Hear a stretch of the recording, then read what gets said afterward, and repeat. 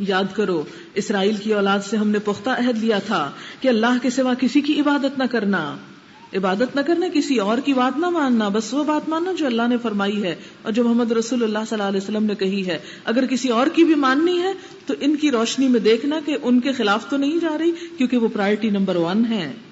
یاد کرو اسرائیل کی اولاد سے ہم نے پکا وعدہ لیا تھا کہ اللہ کے سوا کسی کی عبادت نہ کرنا، ماں باپ کے ساتھ، رشتہ داروں کے ساتھ، یتیموں اور مسکینوں کے ساتھ نیک سلوک کرنے کے کام تو یہ ہیں جو ہم کرتے نہیں. صرف جمراتیں کر کے سمجھتے کہ ہم نے بہت نیکی کے کام کر لیے، جبکہ کرنے کے کام یہ ہیں. ہم میں سے ہر ایک دیکھے کہ یہ کام کر رہا ہے یا نہیں. اللہ کے سوا کسی کی عبادت نہیں، ماں باپ کے ساتھ، رشتہ داروں کے ساتھ، یتیموں کے ساتھ، مسکینوں کے ساتھ نیک سلوک، لوگوں سے بھلی بات کرنا. یعنی باقی رسمیں کر کے ہم لوگوں سے لڑنے جھگڑنے کو آ جاتے ہیں، اتنے جذباتی ہو جاتے ہیں کہ کوئی دلیل سننا ہی نہیں چاہتے.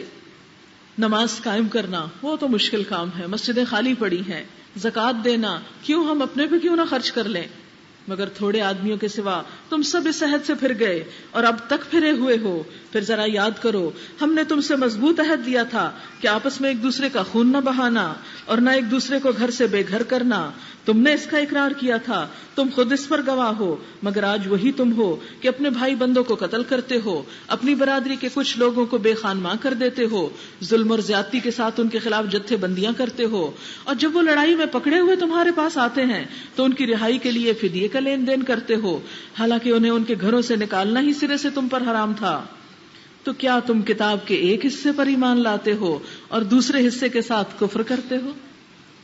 کتاب کے ایک حصے کو مانتے اور دوسرے کو نہیں مانتے.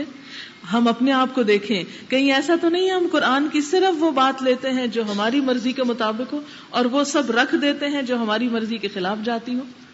یہ پورا انشاءاللہ جب آپ سنتے جائیں گے تو ہر آیت پر اپنا جائزہ لیتے جائیں کہ کہیں میں اس کے خلاف تو نہیں جا رہی. کیونکہ قرآن ایک آئینہ ہے، ایک کرائیٹیریا جو ہمیں دکھائے گا ہم کہاں کہاں سے درست ہیں اور کہاں کہاں سے غلط. اور جو شخص اس میں کامیاب ہو گیا کہ اپنی غلطیوں کی جگہ اچھائیاں لے آئے، وہی دراصل کامیاب ہے. کیا تم کتاب کے ایک حصے پر ایمان لاتے ہو اور دوسرے کے ساتھ کفر کرتے ہو؟ پھر تم میں سے جو لوگ ایسا کریں ان کی سزا اس کے سوا کیا ہو سکتی ہے کہ دنیا کی زندگی میں ذلیل و خوار ہو کر رہیں اور آخرت میں شدید ترین عذاب کی طرف پھیر دیے جائیں. اللہ ان حرکات سے بے خبر نہیں جو تم لوگ کر رہے ہو. یہ وہ لوگ ہیں جنہوں نے آخرت بیچ کر دنیا کی زندگی خرید لی، لہٰذا نہ ان کی سزا میں کوئی کمی ہوگی اور نہ کوئی ان کی مدد کو پہنچ سکے گا. وَلَا هُمْ يُنصَرُونَ. ہم نے موسیٰ علیہ السلام کو کتاب دی، کون سی؟ تورات. اس کے بعد پے در پے رسول بھیجے، یعنی موسیٰ علیہ السلام کے بعد کئی انبیاء آئے.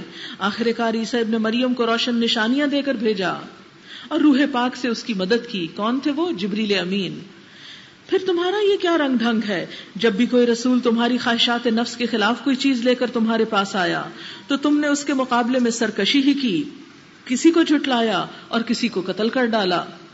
یعنی حق بات کہنے والوں کو انہوں نے کیا کیا؟ چپ کرا دیا، چپ نہ ہوئے تو مار ڈالا. وہ کہتے ہیں ہمارے دل محفوظ ہیں، ہمارے دل کسی کی بات نہیں سنتے، ہم کسی کی نہیں سنیں گے. نہیں، اصل بات یہ ہے کہ ان کے کفر کی وجہ سے ان پر اللہ کی پھٹکار پڑی ہے. اللہ نے ان کو ہدایت سے محروم کر دیا ہے، اس لیے دل میں کوئی بات جاتی ہی نہیں. کیونکہ جو شخص ہدایت کے لیے، اللہ کی بات کے لیے دل نہیں کھولتا، سارے تعصبات کو ہٹا کر حق کو قبول نہیں کرتا، اس کو ہدایت نہیں ملتی. یہ ایسا ہی ہے جیسے کوئی شخص کہیں جا رہا ہو اور اس کو کہا جائے یہ لو جہاں جا رہے اس کا ایڈریس، اور وہ کہ میں دیکھنا ہی نہیں چاہتا، رکھو اس کو ایک طرف. وہ کیسے منزل پہ پہنچے گا؟ ہمارا یہی حال ہے. اللہ تک پہنچنا چاہتے ہیں، اس کی کتاب رکھ دو ایک طرف، ہم وہ کریں گے جو ہمارا دل چاہتا ہے. کیسے وہاں پہنچیں گے؟ اللہ سے جڑ کیسے سکتے ہیں جب تک اس کا کلام بیچ میں نہ ہو؟ اور اب جو ایک کتاب اللہ کی طرف سے ان کے پاس آئی ہے، یعنی یہ قرآن، اس کے ساتھ ان کا کیا برتاؤ ہے؟ یعنی بنی اسرائیل اس کے ساتھ کیا کر رہے ہیں؟ باوجود اس کے کہ یہ اس کتاب کی تصدیق کرتی ہے جو ان کے پاس پہلے سے موجود ہے. یعنی قرآن کی عظمت دیکھیے کہ پچھلی کتابوں کو مانتی ہے. قرآن کہتا ہے کہ تورات اور انجیل سچی کتابیں. فرمایا یہ تو تمہاری کتابوں کو مانتی ہے یہ کتاب، اور یہ رسول صلی اللہ علیہ وسلم تو تمہاری کتابوں اور تمہارے رسولوں کو مانتے ہیں. تو تمہیں ماننے والوں کا ہی تم انکار کر رہے ہو. کتنی عجیب بات ہے. یعنی انکار تو تم اس وقت کرتے جب یہ تمہارا انکار کرتے، جب یہ تمہیں مان رہے ہیں تو تم ان کو کیوں نہیں مانتے؟ باوجود اس کے کہ اس کی آمد سے پہلے وہ خود کفار کے مقابلے میں فتح و نصرت کی دعائیں مانگا کرتے تھے، مگر جب وہ چیز آ گئی جسے وہ پہچان بھی گئے، نبی صلی اللہ علیہ وسلم کو اس طرح پہچانتے تھے جیسے اپنے بیٹوں کو، قرآن میں آتا ہے، تو انہوں نے اسے ماننے سے انکار کر دیا۔ خدا کی لعنت ان منکرین پر۔ کیسا برا ذریعہ ہے جس سے یہ اپنے نفس کی تسلی حاصل کرتے ہیں کہ جو ہدایت اللہ نے نازل کی ہے اس کو قبول کرنے سے صرف اس ضد کی بنا پر انکار کر رہے ہیں کہ اللہ نے اپنے فضل سے اپنے جس بندے کو خود چاہا نواز دیا، لہٰذا اب یہ غضب بالائے غضب کے مستحق ہو گئے، اور ایسے کافروں کے لیے سخت ذلت آمیز سزا مقرر ہے۔ بنی اسرائیل نے محمد رسول اللہ صلی اللہ علیہ وسلم کی بات کیوں نہ مانی تھی؟ کہ حسد کا شکار ہو گئے تھے کہ ان کی قوم میں سے رسول کیوں آیا۔ یہ نہ دیکھو کون کہہ رہا ہے، کہاں سے آیا ہے، کیا ہے، دیکھو کیا کہہ رہا ہے۔ اگر بات سچ اور درست کہہ رہا ہے تو مان لو، تعصب نہ برتو۔ اچھا، ہمارے ہاں ایک تو لسانی اور نسلی تعصب ہے، دوسرا دینی تعصب ہے۔ اچھا، فلاں شخص کی جماعت کون سی ہے، وہ سنی ہے کہ شیعہ ہے، وہ کس فرقے سے تعلق رکھتا ہے، وہ کس اسکول آف تھاٹ پہ بلیو کرتا ہے، یہ چیزیں ہم دیکھتے ہیں، پہلے یہ پرکھتے پھر اس کی بات سنتے ہیں، یہ نہیں دیکھتے کہ وہ کہہ کیا رہا ہے۔ اگر ایک شخص تمہارے سامنے قرآن پڑھ کر سنا رہا ہے اور وہ بات کر رہا ہے جو تمہاری عقل میں جا رہی ہے تو اسے دل میں جانے دو، ضد نہ کرو، یہ سوچ کے کہ پہلے پتہ چلے ہے کون۔ اس سے کیا کہ یہ کون، یہ تو مٹی کا پتلا ہے، اس کی کیا حیثیت ہے، اصل دیکھو کہ کیا پڑھا جا رہا ہے، اور اگر یہ سچ ہے تو اسے بھول جاؤ اور اس کو اپنا لو۔ جو شخص اس کو نہیں لے سکتا، اس کی وجہ سے وہ خود اپنا نقصان کرتا ہے۔ جن لوگوں نے محمد رسول اللہ صلی اللہ علیہ وسلم کی وجہ سے قرآن کو نہیں لیا، بنی اسرائیل، ان کے سارے عمل ضائع ہو گئے، ان کا ایمان بھی ضائع، عبادات بھی ضائع، بڑے نام بھی ضائع، کیونکہ انہوں نے ضد کا مظاہرہ کیا، محمد رسول اللہ صلی اللہ علیہ وسلم کے لائے ہوئے پیغام کو نہیں مانا۔ آج کے مسلمان اگر اس تعصب کا مظاہرہ کریں گے تو حق ان کے دلوں میں نہیں اتر سکتا۔ حق کو بطور حق کے لو۔ جو شخص یہ دیکھے کہ حق محمد رسول اللہ صلی اللہ علیہ وسلم دے رہے ہیں، حق مکہ کے رہنے والے ایک شخص دے رہے ہیں، اس لیے ہم نہیں مانیں گے، اسے بنی اسرائیل میں سے آنا چاہیے، تو ایسے لوگ کبھی بھی حق قبول نہیں کر سکتے، اور حق قبول نہ کیا تو اپنا ہی نقصان کیا۔ اور ہمیں بھی ہمیشہ یہ دیکھنا چاہیے جو اچھی بات جہاں ہو اسے آگے بڑھ کر لے لیں، یہ نہ دیکھے کون کہہ رہا ہے۔ جب ان سے کہا جاتا ہے کہ جو کچھ اللہ نے نازل کیا اس پر ایمان لاؤ، تو کہتے ہیں ہم تو صرف اس چیز پر ایمان لاتے ہیں جو ہمارے ہاں بنی اسرائیل کی نسل میں اتری ہے، اس دائرے کے باہر جو کچھ آیا ہے اسے ماننے سے وہ انکار کرتے ہیں، حالانکہ وہ حق ہے اور اس تعلیم کی تصدیق اور تائید کر رہا ہے جو ان کے ہاں پہلے سے موجود تھی۔ اچھا، ان سے کہو اگر تم اس تعلیم ہی پر ایمان رکھنے والے ہو جو تمہارے ہاں آئی تھی، تو اس سے پہلے اللہ کے ان پیغمبروں کو جو خود بنی اسرائیل میں پیدا ہوئے تھے کیوں قتل کرتے رہے ہو؟ یعنی اگر تم کہتے ہو کہ ہماری نسل کا رسول آتا تو ہم مانتے، تو اپنی نسل کے رسولوں کو قتل کیوں کیا تم نے؟ اصل بات یہ ہے کہ تمہیں حق سے ضد ہے۔ جو شخص حق نہ ماننا چاہتا ہو پھر وہ بہانے کرتا ہے۔ تمہارے پاس موسیٰ علیہ السلام کیسی کیسی روشن نشانیوں کے ساتھ آئے، پھر بھی تم ایسے ظالم تھے کہ ان کے پیٹھ موڑتے ہی بچڑے کو معبود بنا بیٹھے۔ پھر ذرا اس میثاق کو یاد کرو جو طور کو تمہارے اوپر اٹھا کر ہم نے تم سے لیا تھا۔ ہم نے تاکید کی تھی کہ جو ہدایات ہم دے رہے ہیں ان کی سختی کے ساتھ پابندی کرو اور کان لگا کر سنو۔ تمہارے اسلاف نے کہا ہم نے سن لیا مگر مانیں گے نہیں۔ دیکھیں اللہ تعالیٰ کیسے پکڑتے۔ ہو سکتا ہے آپ میں سے بھی کچھ لوگ کہہ رہے ہوں سننے تو چلے جائیں گے، ماننا نہیں، کرنا کچھ نہیں۔ کیونکہ بعض اوقات انسان کہتا ہے اچھا چلو سن کے تو دیکھتے ہیں، اور بعض اوقات آپ خود نہیں کہتے تو دوسرے لوگ کہتے دیکھو دیکھو قرآن سننے جا رہی ہو، بہت ایکسٹریمسٹ نہ ہو جانا۔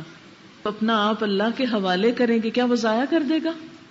جب اپنے بدن پہ اللہ کا حکم مان لیں گے تو کیا وہ ہمیں اس کی جزا نہ دے گا؟ کیا وہ قدردانی نہ کرے گا؟ اتنے بڑے رب کو خوش کرنے کی جزا کیا اس سے چھوٹی ہے جو دنیا میں ہمیں لوگوں کو خوش کر کے مل جاتی ہے؟ کہ ہم لوگوں کی خوشی کے کام کرتے رہتے ہیں کہ ان کے فائدوں سے ہم محروم نہ ہوں۔ ان کے اسلاف نے کہا ہم نے سن لیا مگر ہم مانیں گے نہیں۔ اور ان کی باطل پرستی کا یہ حال تھا کہ دلوں میں ان کے بچڑا ہی بسا ہوا تھا، یعنی گائے کی محبت کوٹ کوٹ کے بھری ہوئی تھی، یعنی جو دل میں ان کی پکی رسمیں اور وہ پکی باتیں تھی ان کو نہیں نکالنا چاہتے تھے. ٹھیک ہے قرآن سن لیں گے مگر ہم اپنے طریقوں کو تھوڑی چھوڑیں گے، ہمارے آباء و اجداد کوئی پاگل لوگ تھے.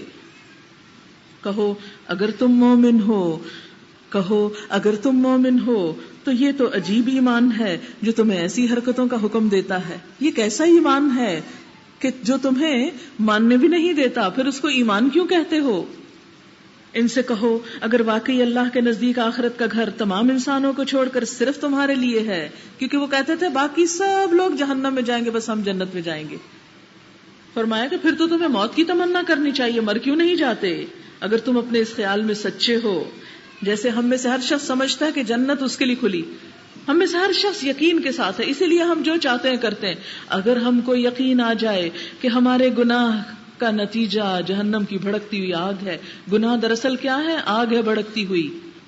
اگر ہم کو یقین آ جائے تو پھر ہم کبھی بھی وہ آگ اپنے ہاتھوں سے نہ بھڑکائیں.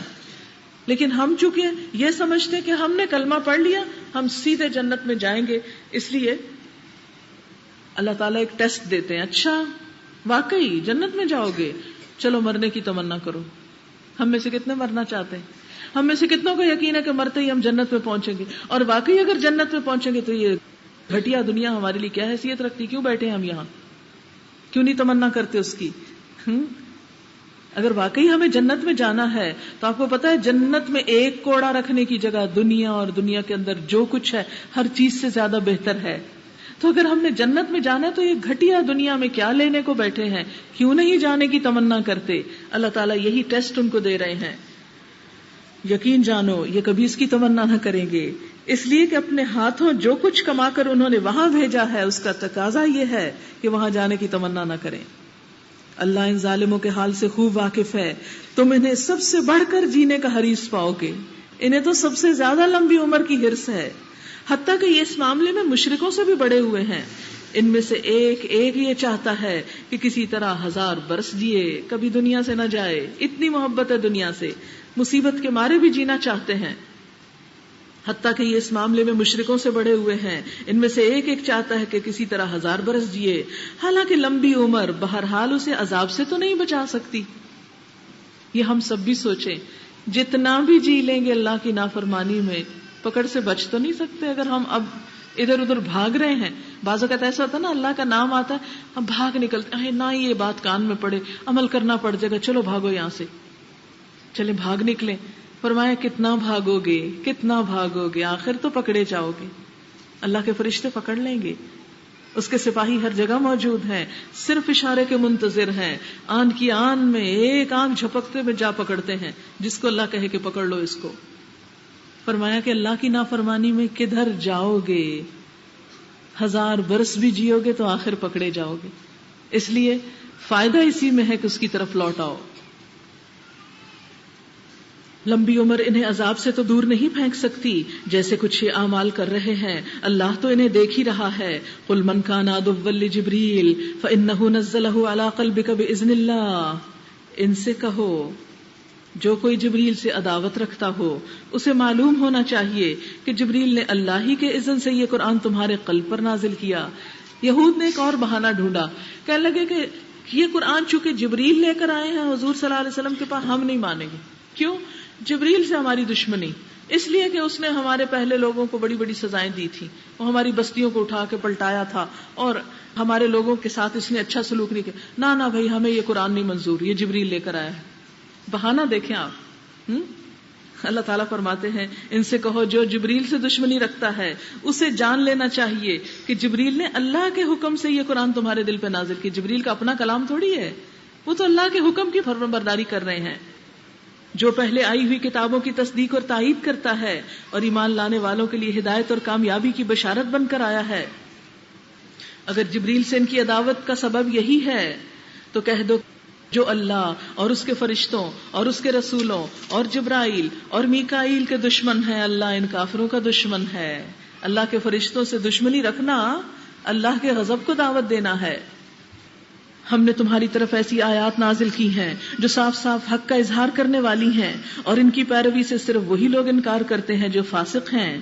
کیا ہمیشہ ایسا ہی نہیں ہوتا رہا کہ جب انہوں نے کوئی عہد کیا تو ان میں سے ایک نہ ایک گروہ نے اسے ضرور ہی بالائے طاق رکھ دیا، بلکہ ان میں سے اکثر ایسے ہی ہیں جو سچے دل سے نہیں مانتے جب ان کے پاس اللہ کی طرف سے کوئی رسول اس کتاب کی تصدیق اور تائید کرتا ہوا آیا جو ان کے ہاں پہلے سے موجود تھی، تو ان اہل کتاب میں سے ایک گروہ نے اللہ کی کتاب کو اس طرح پسے پش ڈالا گویا وہ کچھ جانتے ہی نہ ہو، اور لگے ان چیزوں کی پیروی کرنے جو شیاطین سلیمان علیہ السلام کی سلطنت کا نام لے کر پیش کرتے تھے، حالانکہ سلیمان علیہ السلام نے کبھی کفر نہ کیا۔ اب یہاں ایک اور واقعے کی طرف اشارہ ہے، بنی اسرائیل کی ایک اور قباحت کی طرف اشارہ ہے جس میں آج امت مسلمہ بھی بری طرح انوالو ہو چکی، اور وہ ہے جادو۔ آپ کو پتا ہے کہ جادو کفر ہے، جادو کبیرہ گناہوں میں سے ہے، جادو کرنے والا انسانیت کا بھی مجرم ہے، دین کا بھی مجرم ہے، لیکن اس کے باوجود آپ دیکھیں کثرت سے لوگ ان اعمال کے اندر مبتلا ہیں۔ تو اس میں بنی اسرائیل کا نمونہ دکھا کے ہم کو آئینہ دکھایا جا رہا ہے کہ کہیں تم تو یہ کام نہیں کر رہے۔ فرمایا اور لگے ان چیزوں کی پیروی کرنے جو شیاطین سلیمان علیہ السلام کی سلطنت کا نام لے کر پیش کیا کرتے تھے، حالانکہ سلیمان علیہ السلام نے کبھی کفر نہیں کیا۔ یہ کفر کس کو کہا جا رہا ہے؟ جادو کو۔ کفر کے مرتکب تو وہ شیاطین تھے جو لوگوں کو جادوگری کی تعلیم دیتے، وہ پیچھے پڑ گئے اس چیز کے جو بابل میں 2 فرشتوں ہاروت اور ماروت پر نازل کی گئی۔ چونکہ یہ قوم اس میں بہت انٹرسٹڈ تھی، اللہ نے ان کو اور آزمائش میں مبتلا کر دیا۔ 2 فرشتے بھیجے جو بازار میں بیٹھ گئے، بہترین جادو جانتے تھے، اور لوگ ان کے پاس دھڑا دھڑا آنے لگے کہ ہمیں بھی سکھاؤ۔ وہ کہتے تھے دیکھو ہم آزمائش ہیں، کفر نہ کرو، ہم سے مت جادو سیکھو، لیکن ان کی کیوریوسٹی اور ان کا کریزینس کہیں ختم نہیں ہوتا، کریز ہو گیا ان کو اس کا، اور وہ ہر قیمت پہ بس جادو سیکھ لینا چاہتے تھے۔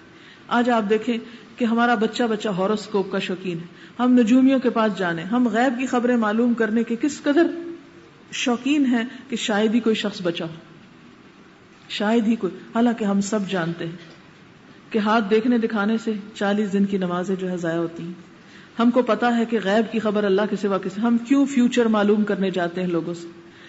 پھر ہم کو پتا ہے کہ کسی پہ جادو کرنا انتہائی برا ہے، پھر اس کے باوجود ساس بہو کے خلاف، بہو ساس کے خلاف، بہن بھائی کے خلاف، جس سے ذرا سی جس کی نعمت پہ حسد ہوا فوراً پہنچ گئے کسی کے پاس، ایسی چیز دو کہ فلاں ملیا میٹ ہو جائے۔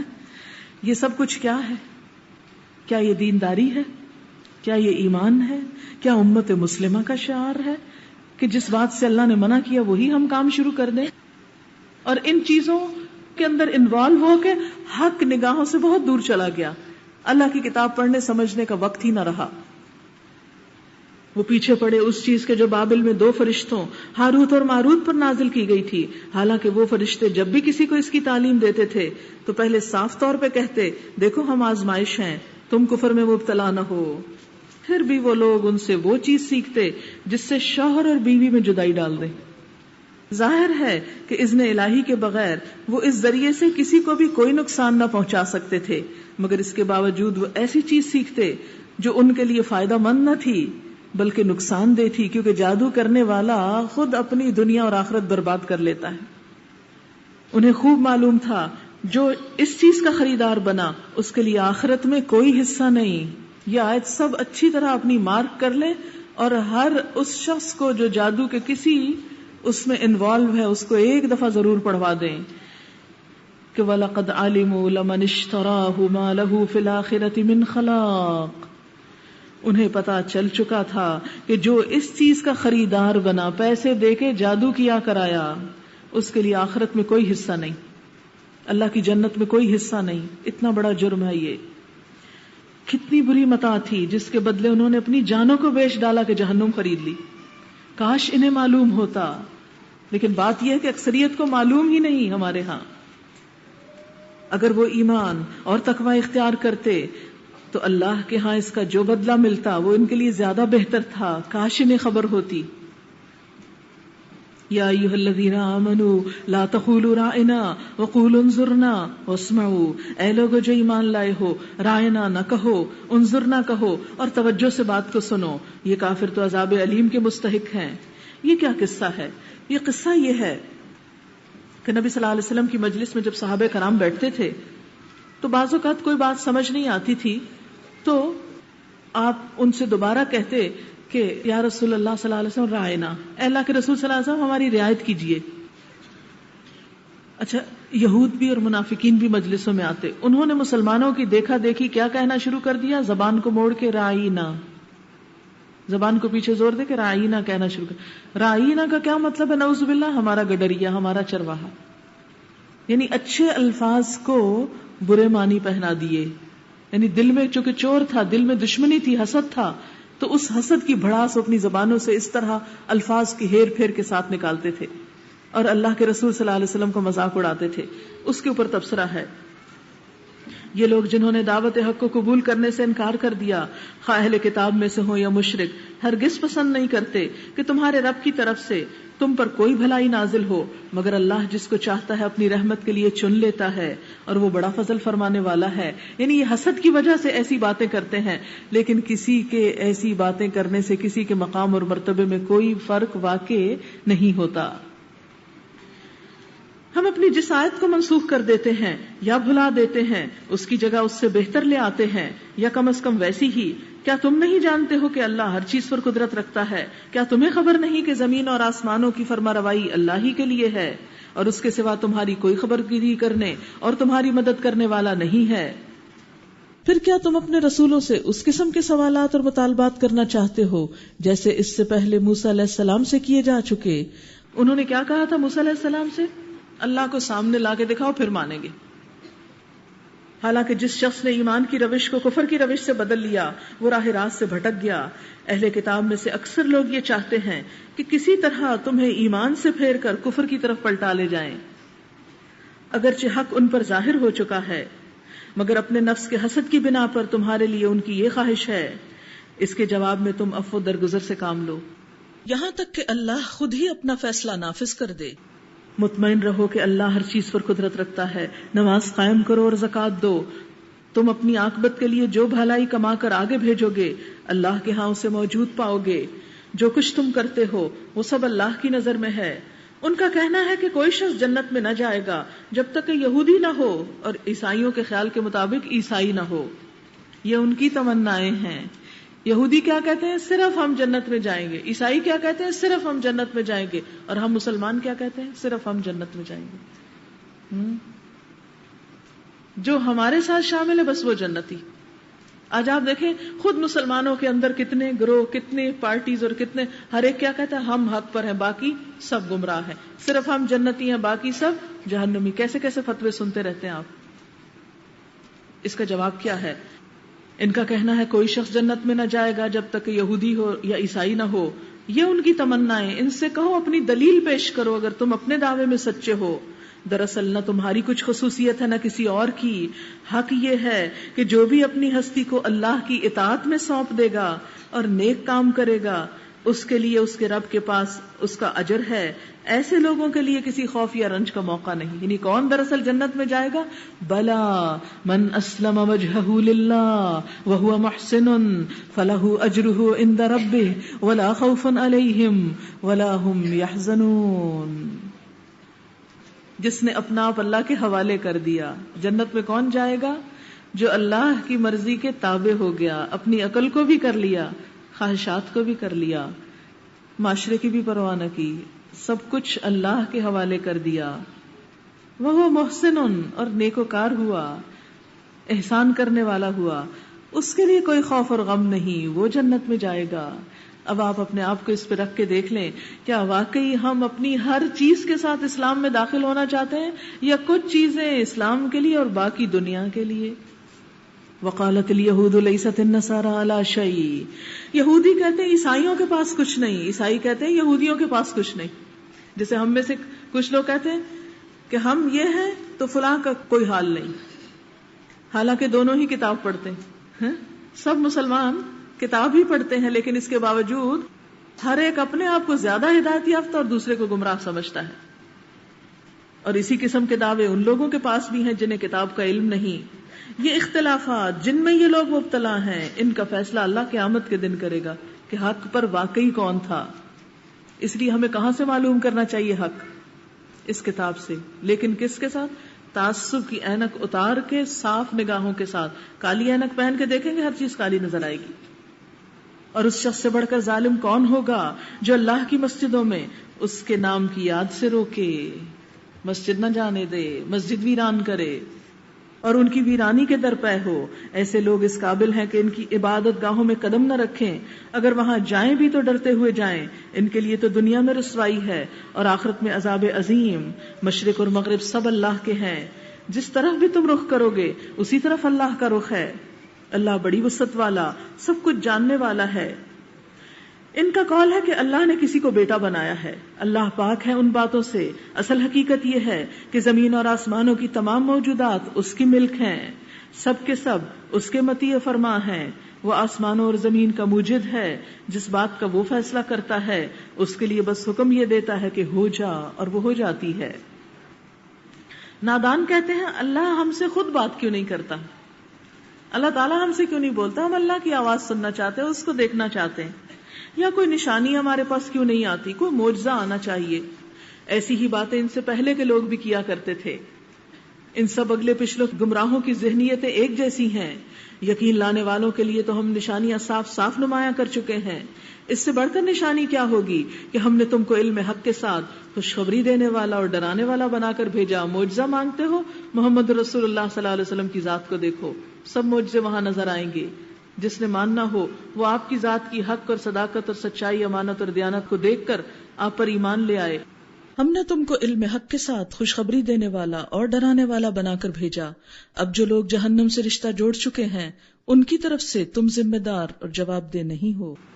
وَلَن تَرْضَىٰ عَنْكَ الْيَهُودُ وَلَا النَّصَارَىٰ، تم سے یہودی اور عیسائی ہرگز راضی نہ ہوں گے. یہ اہل کتاب تم سے کبھی خوش نہ ہوں گے جب تک تم ان کے طریقے پہ نہ چلو. آج بھی آپ دیکھیں جو لوگ اپنے آپ کو دین کا ٹھیکیدار سمجھتے ہیں، جب تک آپ ان کی مرضی کے مطابق کام نہ کریں، ان کے طریقے پہ نہ چلیں، وہ آپ کو گمراہی کہتے رہیں گے. ہاں آپ کتنی بھی ہدایت پر ہوں، جب تک آپ کسی خاص فرقے کے اندر شامل نہ ہو جائیں وہ کہیں گے آپ تو کچھ ہدایت پر ہے ہی نہیں. یہی چیز اہل کتاب میں بھی ہو گئی تھی. ہر ایک اپنے گروہ کی طرف کھینچتا تھا، ہر ایک اپنی پارٹی کی طرف بلاتا، ہماری طرف آ جاؤ، ہماری طرف آ جاؤ. جیسے ایک کاروبار نہیں ہوتا کہ ہر دکاندار کہتا ہے ادھر آؤ ہم سے چیزیں خریدو. تو بات کیا ہے کہ دین اس چیز کا نام نہیں کہ لوگوں کو اپنی ذات کی طرف بلائیں، یا لوگوں کو اپنی جماعت کی طرف بلائیں، یا لوگوں کو اپنے گروہ کی طرف بلائیں. دین کس چیز کا نام ہے کہ لوگوں کو اللہ سے جوڑ دیں. یہ سب کچھ تو کیا ہے؟ پلیٹ فارم ہے. کوئی آرگنائزیشن، کوئی جماعت، کوئی چیز وہ اصل مقصود اور منزل نہیں ہے، وہ صرف ایک پلیٹ فارم ہے کہ یہاں کھڑے ہو کر اللہ سے جڑ جائیں. تو اگر مقصود اللہ کی ذات ہے تو ٹھیک ہے، لیکن اگر مقصود اللہ کی ذات نہیں، شخصیت پرستی ہے، انسان پرستی ہے، تو پھر اس میں حق کی کوئی بات نہیں. یہودی اور عیسائی تم سے ہرگز راضی نہ ہوں گے جب تک تم ان کے طریقے پہ نہ چلو. صاف کہہ دو راستہ بس وہی ہے جو اللہ نے بتایا ہے. راستہ بس وہی ہے جو اللہ نے بتایا، اور وہ راستہ کہاں ہے؟ اس کتاب میں ہے. ورنہ اگر اس علم کے بعد جو تمہارے پاس آ چکا تم نے ان کی خواہشات کی پیروی کی تو اللہ کی پکڑ سے بچانے والا کوئی دوست اور مددگار تمہارے لیے نہیں ہے. جن لوگوں کو ہم نے کتاب دی، بڑی اہم آیت ہے، الذین آتیناہم الکتاب یتلونہ حق تلاوتہ اولئک یؤمنون بہ. جن لوگوں کو ہم نے کتاب دی وہ اس کو ایسا پڑھتے ہیں جیسے پڑھنے کا حق ہے، یعنی سمجھ کے پڑھتے ہیں. پڑھنے کا حق، پڑھنے کا حق کیا کہ جو پڑھا جا رہا ہے وہ سمجھ میں آئے، اور سمجھ میں نہیں آ رہا تو حق تو ادا نہ ہوا، وہ تو محض الفاظ کی ریڈنگ ہو گئی، اور وہ اس پر سچے دل سے ایمان لاتے.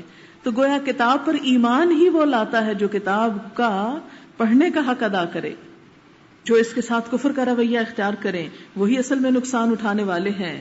اے بنی اسرائیل، یاد کرو میری وہ نعمت جس سے میں نے تمہیں نوازا تھا، اور یہ کہ میں نے تمہیں دنیا کی تمام قوموں پر فضیلت دی تھی. ڈرو اس دن سے جب کوئی کسی کے ذرا کام نہ آئے گا، کسی سے فدیہ قبول نہ کیا جائے گا، کوئی سفارش کسی کی مدد نہ کرے گی، نہ مجرموں کو کہیں سے کوئی فائدہ پہنچ سکے گا، مجرموں کو کہیں سے کوئی مدد نہ پہنچ سکے گی. وَإِذِ ابْتَلَىٰ إِبْرَاهِيمَ رَبُّهُ بِكَلِمَاتٍ فَأَتَمَّهُنَّ. ابراہیم علیہ السلام اللہ کے دوست جنہیں اللہ نے اپنا دوست بنا لیا. لیکن اللہ کی دوستی اتنی آسان نہیں ہوتی، بڑے مرحلے پار کرنے پڑتے ہیں. کب دوست بنایا تھا؟ ابراہیم علیہ السلام کو اس کے رب نے چند باتوں میں آزما لیا، ان کی آزمائش کی. کیا آزمائش تھی؟ ساری قوم ان کے خلاف ہو گئی، انہیں آگ میں پھینکا گیا، انہیں ملک سے نکال دیا گیا، انہیں دھمکیاں دی گئیں. پھر آگے جا کر آزمائش آئی کہ بیوی اور بچے کو اس صحرا میں چھوڑ دو مکہ میں. پھر جب بچہ بڑا ہو گیا تو آزمائش آئی کہ بیٹے کے گلے پہ چھری پھیر دو. اللہ تعالیٰ کیا فرماتے ہیں؟ فَأَتَمَّهُنْ، ابراہیم ساری آزمائشوں پہ پورا اترا، سارے امتحان پار کر دیے.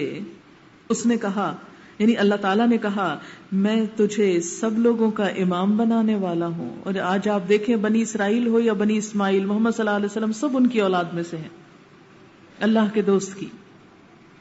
میں تجھے سب لوگوں کا پیشوا بنانے والا ہوں. ابراہیم نے عرض کیا، اور کیا میری اولاد سے بھی یہی وعدہ ہے کہ اگر میں پیشوا ہوں تو میری اولاد بھی ہوگی؟ اللہ نے جواب دیا، میرا وعدہ ظالموں سے نہیں، کسی کو اس لیے نہیں بخشا جائے گا کہ وہ اس کی اولاد ہے. اور یہ کہ ہم نے اس گھر کو، کعبے کو، لوگوں کے لیے مرکز اور امن کی جگہ قرار دیا اور لوگوں کو حکم دیا، ابراہیم جہاں عبادت کے لیے کھڑا ہوتا ہے اس مقام کو مستقل جائے نماز بنا لو. آج جو عمرہ کرنے جاتا ہے طواف کے 2 نفل مقام ابراہیم پہ پڑتا ہے. اور ابراہیم علیہ السلام اور اسماعیل کو تاکید کی، میرے اس گھر کو طواف اور اعتکاف اور رکوع اور سجدہ کرنے والوں کے لیے پاک رکھو.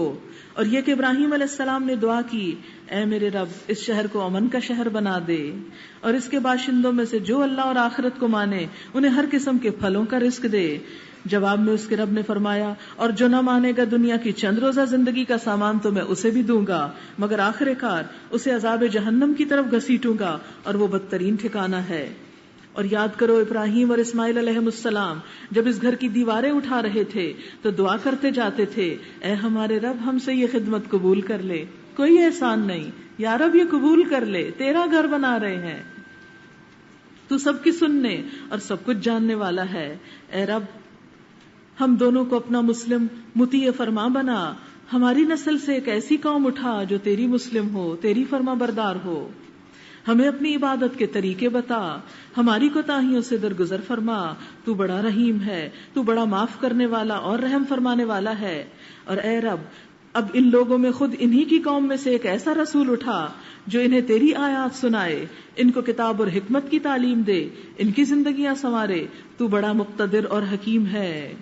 وَمَن يَرْغَبُ عَن مِّلَّةِ إِبْرَاهِيمَ إِلَّا مَن سَفِهَ نَفْسَهُ. اب کون ہے جو ابراہیم کے طریقے سے نفرت کرے کہ جس نے سب کچھ چھوڑ دیا اللہ کی خاطر؟ کون ہے جو اس کے طریقے پہ چلنا نہ چاہے مگر وہ جس نے خود اپنے آپ کو حماقت و جہالت میں مبتلا کر لیا؟ اس کے سوا کون یہ حرکت کر سکتا ہے؟ ابراہیم تو وہ شخص ہے جس کو ہم نے دنیا میں اپنے کام کے لیے چن لیا تھا اور آخرت میں اس کا شمار صالحین میں ہوگا. اس کا حال یہ تھا جب اس کے رب نے اس سے کہا، اذ قال له ربه اسلم قال اسلمت لرب العالمین. اذ قال له ربه اسلم قال اسلمت لرب العالمین. جب رب نے کہا جھک جا، فرما بردار ہو جا، تابعدار ہو جا، ابراہیم نے کہا میں رب العالمین کا تابعدار ہو گیا، میں نے اپنا آپ اس کے حوالے کر دیا. کیا آج بھی ہے کوئی ابراہیم؟ کیا آج بھی ہے جس کے اندر ابراہیم والا ایمان ہو؟ جیسے اقبال بھی کہتے ہیں، یہ دور اپنے براہیم کی تلاش میں ہے. کیوں؟ اس لیے کہ جب براہیم پیدا ہوتے ہیں تو دنیا کی حالت بدلتی ہے. آج کے دور میں ہم سب کی پرائرٹی دنیا بن کے رہ چکی، ہم کچھ بھی قربان نہیں کرنا چاہتے، پھر بھی چاہتے ہیں کہ جنت مل جائے. لیکن جنت تو ابراہیم کے نقش قدم پہ چل کے ملتی ہے. اس لیے اللہ کی راہ میں جو کچھ بھی دینا پڑے اسے گھاٹے کا نہیں نفع کا سودا شمار کریں. اور اسی بات کی، اسی طریقے پہ چلنے کی ہدایت اس نے اپنی اولاد کو بھی کی تھی. اسی کی وصیت یعقوب اپنی اولاد کو کر گیا علیہم السلام اجمعین. اس نے کہا تھا، میرے بچوں اللہ نے تمہارے لیے یہی دین پسند کیا ہے، لہٰذا مرتے دم تک مسلم ہی رہنا، صرف مسلم، مسلم، کوئی نام نہیں اور. پھر کیا تم اس وقت موجود تھے جب یعقوب علیہ السلام اس دنیا سے رخصت ہو رہے تھے؟ اس نے مرتے وقت اپنے بیٹوں سے پوچھا، بچوں میرے بعد کس کی بندگی کرو گے؟ کوئی فکر نہیں تھی مال و دولت جاگیروں کی کہ میری بعد فلاں جاگیر کا کیا بنے گا اور فلاں گھر اور فلاں پلازے کا کیا ہوگا. نہیں، عبادت کس کی کرو گے، کس دین پہ رہو گے؟ ان سب نے جواب دیا، ہم اسی ایک خدا کی بندگی کریں گے جسے آپ نے اور آپ کے بزرگوں ابراہیم، اسماعیل اور اسحاق علیہ السلام نے خدا مانا، ہم اسی کے مسلم ہیں. تلک امۃ قد خلت، یہ کچھ لوگ تھے جو گزر گئے، جو کچھ انہوں نے کمایا وہ ان کے لیے، جو تم کماؤ گے تمہارے لیے، تم سے یہ نہ پوچھا جائے گا وہ کیا کرتے رہے. ہر شخص اپنے کیے کا ذمہ دار ہے. یہودی کہتے ہیں یہودی ہو تو ہدایت پاؤ گے، عیسائی کہتے ہیں عیسائی ہو جاؤ تو ہدایت ملے گی. ان سے کہو نہیں، سب کو چھوڑ کر ابراہیم کا طریقہ علیہ السلام، بل ملت ابراہیم حنیفا، اور ابراہیم مشرکوں میں سے نہ تھا، اسے اللہ کے سوا کوئی اور پیارا نہ تھا، وہ سب کچھ اپنے رب کے حوالے کرنے والا تھا. ہدایت کا طریقہ کیا ہے؟ ابراہیم علیہ السلام کے طریقے کی پیروی. اور کیا کہ جب بھی دو چیزوں میں سے ایک چیز چننی پڑے تو سب کچھ چھوڑ دو، اللہ کو لے لو.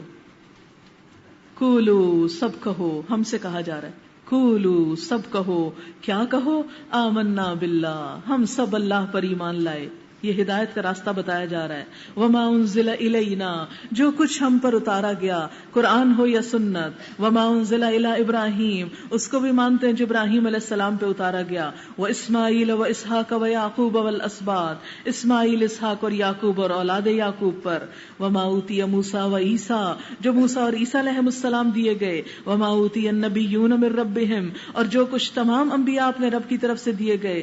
لا نفرق بین احد منہم، ہم ان میں سے کسی ایک کے درمیان فرق نہیں کرتے. وَنَحْنُ لَهُ مُسْلِمُونَ، اور ہم سب مسلمان ہیں. ہم سب سے کیا کہا گیا؟ کہو نحن لہو مسلمون، کہ ہم سب مسلمان. امت میں اتحاد اسی وقت آ سکتا ہے جب ہم اپنے سارے سابقے لاحقے کاٹ دیں اور صرف ایک لفظ اپنے لیے پسند کر لیں کہ ہم صرف مسلمان ہیں. ہمارے ہاں کتنے نام دین کے نام پہ پڑ گئے، کتنی پہچان ہو گئی، کون سا سیکٹ، کون سا فرقہ، کون سی جماعت، کون سا گروہ، کون سا گروپ. اللہ اکبر، کیا یہ ہے اسلام؟ نہیں، اسلام ہے نحن لہو مسلمون، بس صرف مسلم. پھر اللہ تعالیٰ آپ دیکھیں کہ کرائٹیریا دے رہے ہیں. فَإِنْ آمَنُوا، اب شرط لگائی جا رہی ہے، اگر لوگ ایمان لائیں، بِمِثْلِ مَا آمَنْتُمْ بِهِ، جیسا تم ایمان لائے ہو، یعنی جیسا صحابہ کرام ایمان لائے کہ صرف مسلم نام ہے، کوئی وہابی نہیں، کوئی شیعہ نہیں، کوئی سنی نہیں، تو کیا فقد اہتدوا، وہ ہدایت پا گئے. جو صحابہ کرام کی طرح ایمان لائے گا، اپنے آپ کو سارے گروہوں سے نکال کر صرف اللہ سے جوڑ کے اپنے آپ کو مسلمان کہے گا، فقد اہتدوا، وہ ہدایت پا جائے گا. وَإِن تَوَلَّوْا، اور اگر وہ ہٹ دھرمی میں پڑ گئے، منہ موڑ گئے، تو پھر یاد رکھو وہ ضد میں مبتلا ہیں. فَسَيَكْفِيكَهُمُ اللَّهُ، پھر لوگوں کی فکر نہ کرو، مت سوچو کہ کوئی تمہیں نقصان دے گا. اطمینان رکھو، ان کے مقابلے میں اللہ تمہاری حمایت کے لیے کافی ہے، سب کچھ سنتا اور جانتا ہے. کیونکہ جب آپ اپنے آپ کو کسی گروہ میں سے کرتے ہیں نا، وہ آپ کو پروٹیکٹ کرتے ہیں، یہ ہمارے گروہ کا شخص ہے، ہم اس کی حمایت کریں گے. جب آپ کہتے ہیں نہیں میں کسی گروہ میں سے نہیں، میں اللہ کا بندہ ہوں، تو سب آپ کو ڈس اون کر دیتے ہیں. نہیں پھر ہمارا تو تم کچھ نہیں لگتے، کوئی تعاون نہیں ہماری طرف سے، جاؤ جدھر جاتے ہو. اللہ تعالیٰ فرماتے ہیں فکر نہ کرو، اللہ کافی ہے تمہارے لیے. سب چھوڑتے ہیں، چھوڑنے دو، حق کا راستہ نہیں چھوڑنا، وہ سب کچھ سنتا اور جانتا ہے. صبغت اللہ، اللہ کے رنگ میں رنگ جاؤ، اللہ کا رنگ اختیار کرو، اس کے رنگ سے اچھا اور کس کا رنگ ہے، اور ہم اسی کی بندگی کرنے والے لوگ ہیں. اے نبی صلی اللہ علیہ وسلم، ان سے کہو کیا تم اللہ کے بارے میں ہم سے جھگڑتے ہو، حالانکہ وہی ہمارا رب بھی ہے اور تمہارا رب بھی ہے. ہمارے اعمال ہمارے لیے، تمہارے اعمال تمہارے لیے، اور ہم اللہ ہی کے لیے اپنی بندگی کو خالص کر چکے ہیں. یعنی اصل اسلام کیا ہے کہ اپنی ساری عبادات صرف اللہ کے لیے. پھر کیا تمہارا کہنا یہ ہے کہ ابراہیم، اسماعیل، اسحاق، یعقوب اور اولاد یعقوب علیہ السلام سب یہودی تھے؟ کیونکہ یہودی کیا کہتے تھے؟ سب پیغمبر یہودی تھے. یا نصرانی تھے کیونکہ عیسائی کہتے تھے وہ ہمارے ہیں؟ کہو تم زیادہ جانتے ہو یا اللہ؟ یعنی وہ سب صرف مسلمان تھے، ان کا کوئی مذہبی نام نہیں تھا. اس شخص سے بڑھ کر ظالم اور کون ہوگا جس کے ذمے اللہ کی طرف سے ایک گواہی ہو اور وہ اسے چھپائے، یعنی جس کو پتا ہو کہ حق کیا ہے اور وہ بتائے نہ. وَمَا اللَّهُ بِغَافِلٍ عَمَّا تَعْمَلُونَ، تمہاری حرکات سے اللہ غافل نہیں ہے. تِلْكَ أُمَّةٌ قَدْ خَلَتْ لَهَا مَا كَسَبَتْ وَلَكُمْ مَا كَسَبْتُمْ وَلَا تُسْأَلُونَ عَمَّا كَانُوا يَعْمَلُونَ. وہ کچھ لوگ تھے جو گزر چکے، ان کی کمائی ان کے لیے تھی اور تمہاری کمائی تمہارے لیے ہے. تم سے ان کے اعمال کے بارے میں نہیں پوچھا جائے گا. ہم سے کیا سوال کیا جائے گا کہ ہم کیا کرتے رہے. آج ہم سب کو یہ سوچنا چاہیے کہ ہم کیا کر رہے ہیں، اور ہم کی جگہ بھی آپ کہیں میں کیا کر رہی ہوں، میں کیا کر رہی ہوں. کیونکہ مجھ سے یہ نہیں پوچھا جائے گا کہ آپ لوگوں نے کیا کیا، آپ سے یہ نہیں پوچھا جائے گا میں نے کیا کیا، ہم میں سے ہر ایک سے پوچھا جائے گا ہم نے کیا کیا. لہٰذا پچھلے لوگوں پہ جھگڑنے کی بجائے فلاں حق پہ تھا یا فلاں نہیں تھا، ان بحثوں میں نہ پڑو، یہ دیکھو تم خود کیا کر رہے ہو. اللہ تعالی ہمیں بہترین عمل کی توفیق عطا فرمائے. وآخر دعوانا ان الحمد للہ رب العالمین. سبحانک اللہم و بحمدک نشہد ان لا الہ الا انت نستغفرک و نتوب الیک.